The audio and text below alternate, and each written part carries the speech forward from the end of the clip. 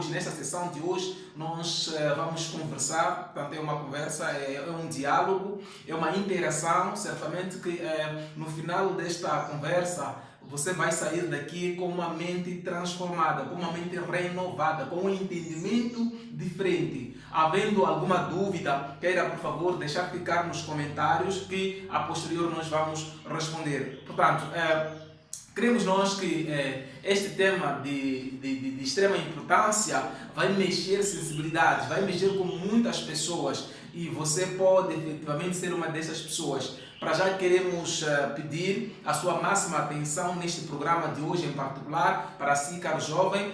Se puder, faça a subscrição nos nossos canais. Temos o canal YouTube Céus Abertos, Evangelho Motivacional, mas também temos canal de WhatsApp, temos o grupo do WhatsApp. Se você ainda não faz parte lá, queira, por favor, solicitar a subscrição. Peça que nós possamos lhe adicionar para que não perca as próximas sessões. Amado irmão, a conversa de hoje está, portanto, centrada na matéria que tem que ver com a juventude. E nos inspiramos neste livro com o título Falando Francamente sobre Juventude, Casamento e Família à Luz da Bíblia. Portanto, trata-se de um livro de autoria de Jacob Graf, que ele traz aqui vários assuntos de extrema importância e relacionados com a juventude. No entanto, é importante referir que quando nós falamos da juventude, nós estamos a falar do início da vida com consciência.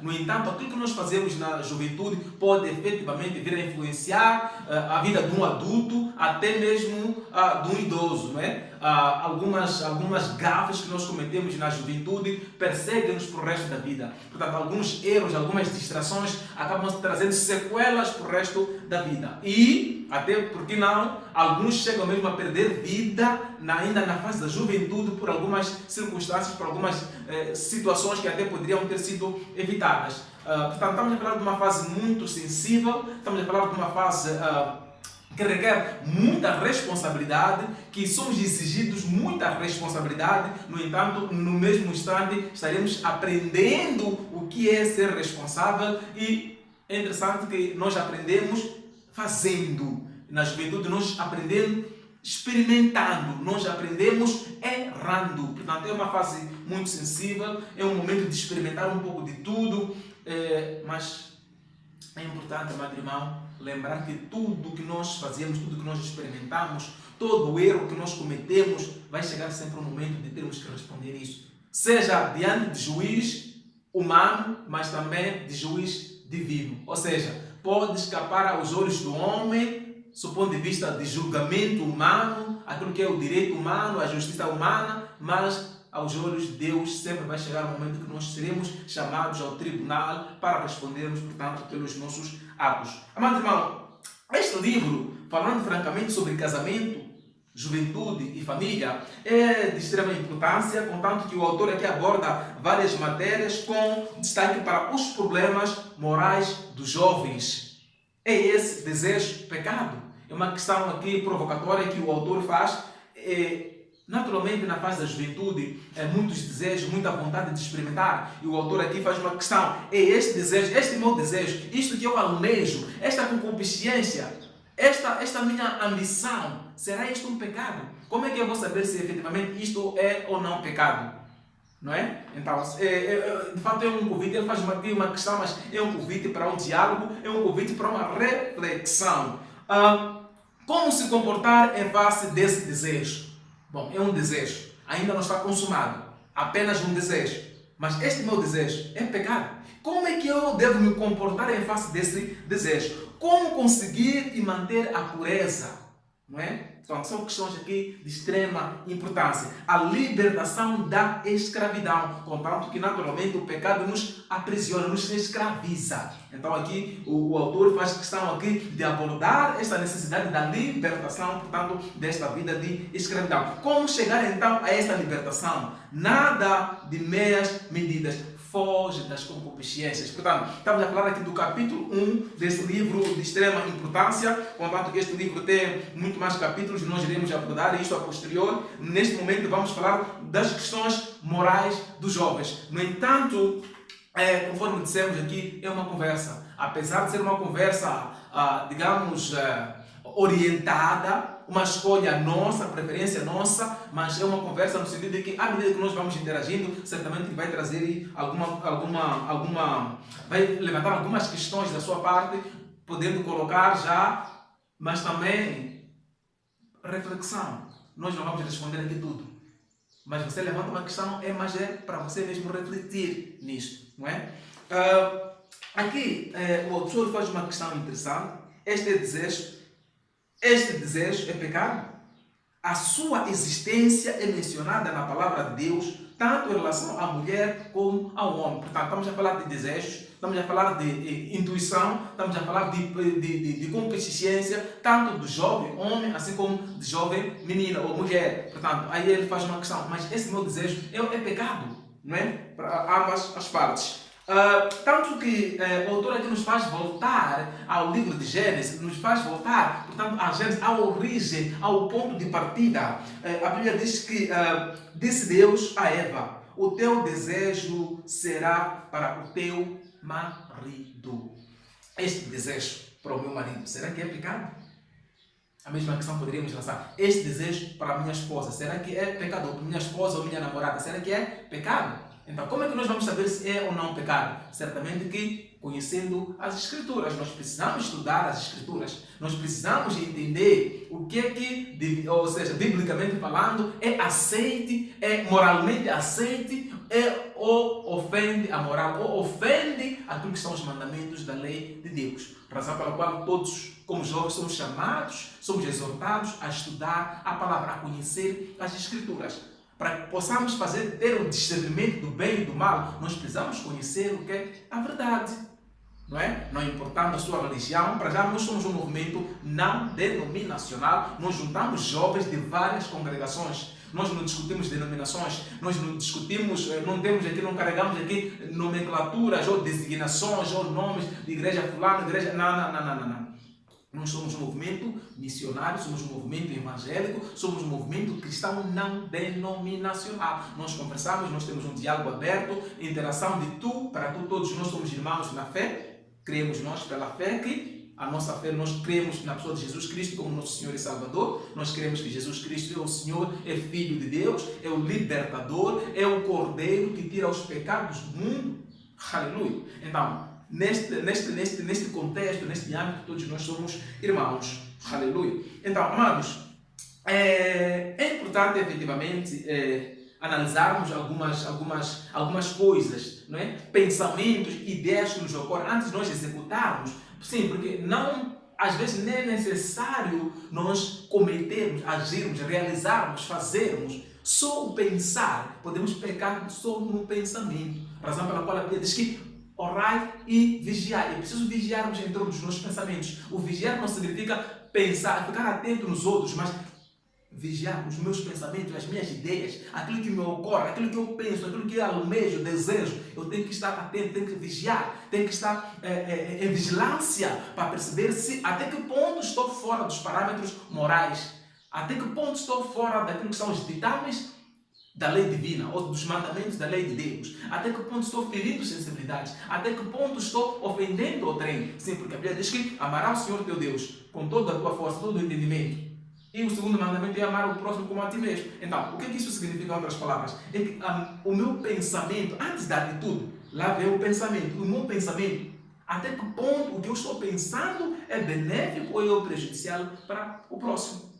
Então, prontos. É só uma provocação, é só para chamarmos a razão, é só para fazer entender o caro jovem que há toda uma necessidade de nós levarmos uma vida com responsabilidade. E a Bíblia nos ensina efetivamente a levarmos uma vida com responsabilidade. A Bíblia ela faz um convite, ela nos mostra os dois caminhos, o caminho do bem e o caminho do mal, a consequência de seguir este caminho, a consequência de seguir aquele caminho. Portanto, nós somos livres de escolher, nós como jovens somos livres de escolher qual é o caminho que nós vamos seguir. No entanto, sempre há um resultado, sempre há uma colheita no final da jornada, não é? Boa ou má, e veja só, o interessante é que antes de partirmos para este ou para aquele caminho, nós tivemos uma exortação, nós tivemos uma chamada de atenção, porque na verdade Deus é bom, Deus é amor, não é? Deus, de tanto amarmos, Deus ele dá-nos a palavra, dá-nos a verdade, dá-nos o ensino, e para nós efetivamente não chegarmos numa situação de dizer, não, é que eu não sabia, certamente que sabia, escolheu aquele caminho, mas sabia que aquele caminho de fato ia dar em algum lugar, e este lugar pode não ser bom, pode não ser bom, depende. No entanto, este momento de reflexão, este momento de análise serve efetivamente para despertar a nossa consciência, para a necessidade de nós equacionarmos os nossos, vigiarmos, nós podemos refletir antes, portanto, de nós agirmos. Agora, fato muito curioso é que no capítulo 14 deste livro, o autor aqui faz aqui uma espécie de uma exortação, uma chamada de atenção. Diz assim: ao negligenciarmos a palavra de Deus e a oração, resulta um estado de fraqueza espiritual. E a Bíblia diz que a inclinação da carne é morte e a inclinação do espírito é vida e paz. Quando nós nos alimentamos espiritualmente, aí nos fortalecemos no espírito. Quando nós deslizamos ou relaxamos no alimento espiritual, nós nos tornamos espiritualmente fracos. Um vazio que facilmente será preenchido com as outras coisas impuras. Não é? Então, quando nós relaxamos no alimento espiritual, certamente estamos a abrir brecha para que as coisas impuras possam nos encher. Que captamos com os nossos olhos e ouvidos, ou por nossas próprias fantasias impuras. Por fim, já não é preciso muito para sucumbir à sedução de autossatisfação aos impulsos sexuais. Bom, na verdade aqui o autor ele fala muito e no final nos leva para um grande perigo. Estava a falar do perigo, estava a falar das fantasias sexuais. Amados irmãos, é Deus que fez homem, fez a mulher. E disse, obviamente, que a homem, assim como a mulher, há esse espaço, há do ponto de vista divino, ou do ponto de vista dos mandamentos, é de lei de Deus, é da vontade de Deus, efetivamente, que haja fecundação, ou seja, haja multiplicação, haja, digamos, satisfação mútua. Tanto homem e mulher satisfazem, podem efetivamente reproduzir. Tudo isso não tem nenhum problema até que esteja fora daquilo que são os parâmetros dos mandamentos da lei de Deus.